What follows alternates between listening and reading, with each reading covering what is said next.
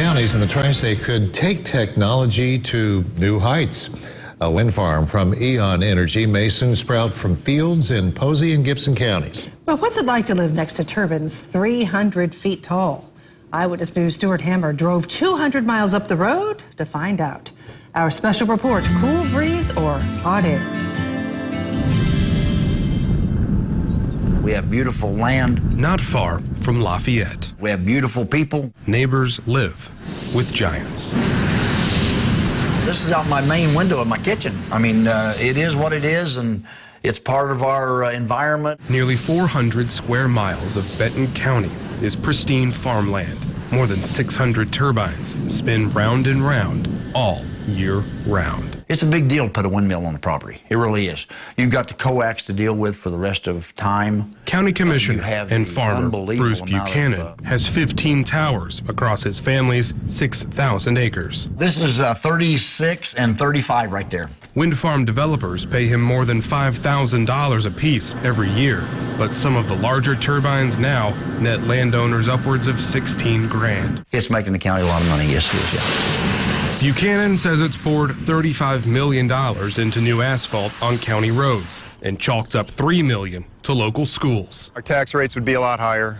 The school system would be worse off. It's hard for Economic Development Director Paul Jackson to imagine life without these beasts. Eventually it gets to the point where you don't think about it at all. It's like telephone poles. Eventually, they just become part of the scenery and you don't pay much attention to them. Since Benton County sprouted its first windmill 10 years ago, Jackson says his office hasn't had a single complaint, but that's not stopped noise from outside the county from seeping in. A lot of what we hear is Benton County does this and Benton County does that, and the reality of it is if you want to know exactly what's going on in Benton County, feel free to call us. I tried to find someone opposed to wind turbines out here. Some people think it's bad because of the electrical energy, bad for the birds flying in the air, bad for the farmers, for the land. But everyone I talked to, as far as I'm concerned, I'm for them. Only wants more. They could be in my backyard, I wouldn't care. And that doesn't surprise county leaders, because turbines have driven the cost of living down dramatically. 1,188 megawatts that's actually generated out of this area. It's spilled over into Illinois right over here and White County over here. In a next-door county without wind power, Buchanan says he has friends who pay the government $50 an acre. Our property taxes here are between $22 and $25, which is unbelievable only because of the increased assessed valuation that we have.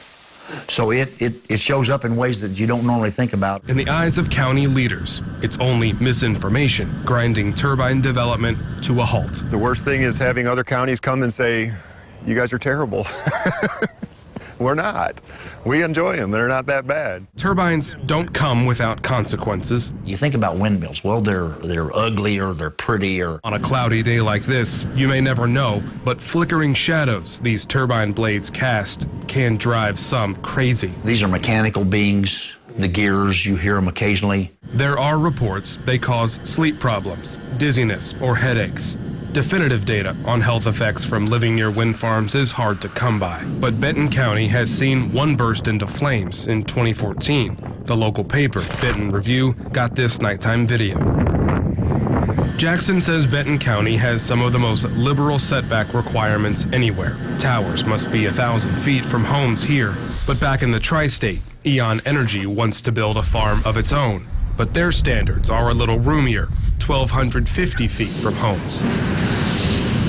Many coal plants are on their last legs, and miners are losing jobs. Problems facing communities across the tri-state are well documented. Some feel like we're overdue for new, clean energy. I don't care if it's Evansville or Poseyville or wherever it might be. You need to have some way to reconcile in your mind that we have to have generational electricity if we're going to shutter coal plants. The biggest problem they now face. We're pretty much out of real estate, so... Corn and soybeans have long been the cash crop for Hoosiers. Jackson thinks better understanding can turn wind into our #1 green. You can find whatever you're looking for on the internet. So if you're looking for bad things, you'll find them. If you're looking for good things, you'll find them. These giants of Benton County need no water or sunlight, only an open mind and a wallet with room to grow. It's been good to us.